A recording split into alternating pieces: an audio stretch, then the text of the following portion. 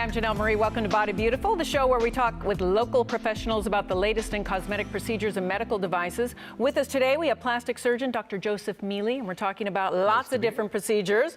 First up, we're going to talk about breast reduction, followed by gynecomastia, liposuction, and finally, chin augmentation. And before we get started, any advice we give you today, we want you, of course, to consult your own physician first. All right, happy holidays, Dr. Mealy. Nice to be here with you. Absolutely adore you. Thank you for being here once again. Sure. Talking about all things plastic surgery.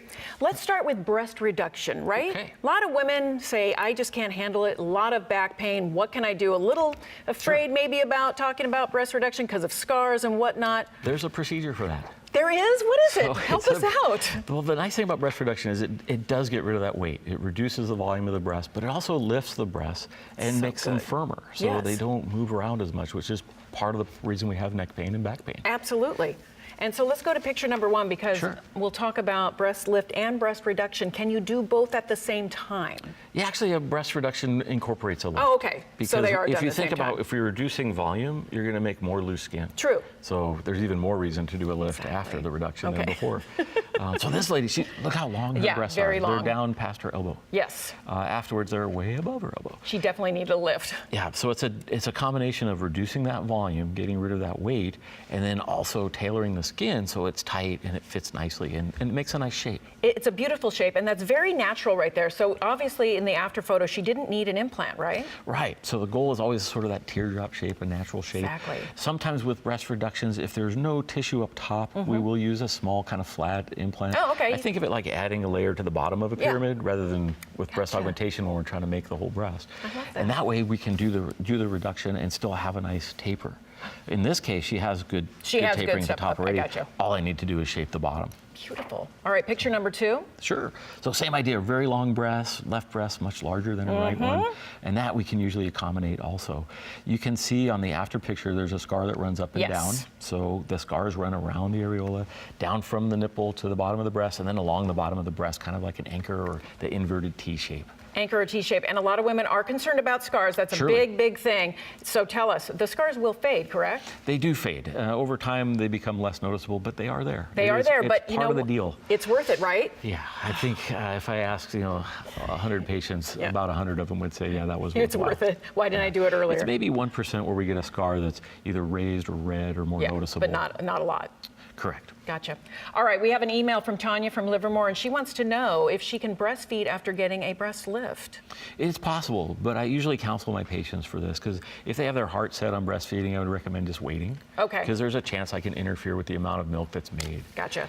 With the techniques we use, the nipple is still attached to breast tissue, but it's attached to less breast tissue. Gotcha. So just wait until you have all your babies and then get the breast probably lift? Safer. Mommy makeover? But some people can't wait. I have young patients who are disabled. They were active and now they can't run because their bra is rubbing up and down, causing them to bleed. They just can't move around comfortably.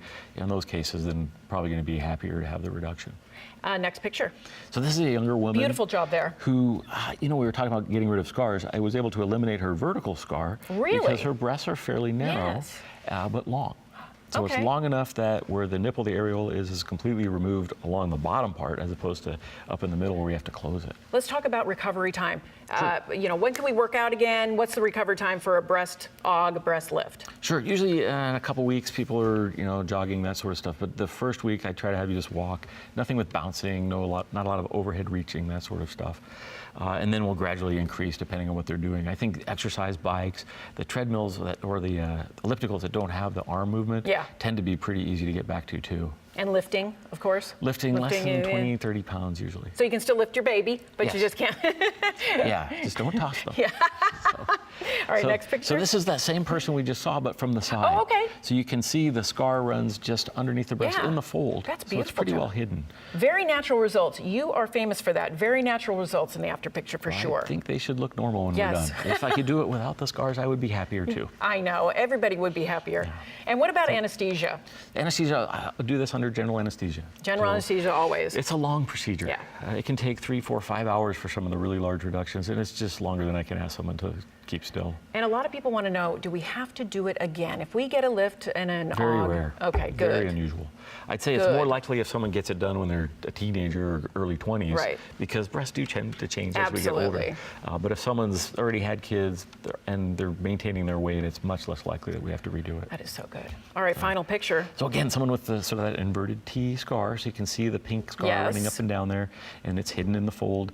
Her breasts are moved up about 6 inches.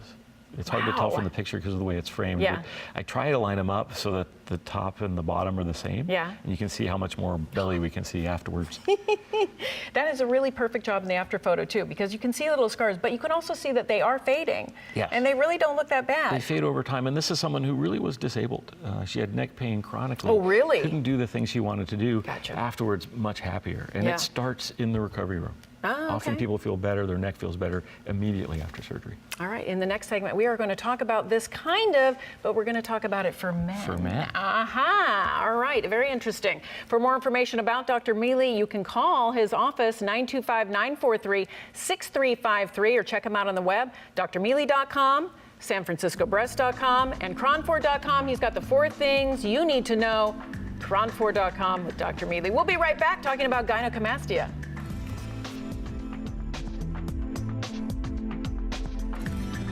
The information and advice given on this program is for general informational purposes only. For medical advice on specific treatments, medical professionals should be consulted. You should not initiate a course of treatment without consulting a qualified doctor. The opinions expressed on the program are those of the guests and not those of Cron TV, its management, employees, or advisors.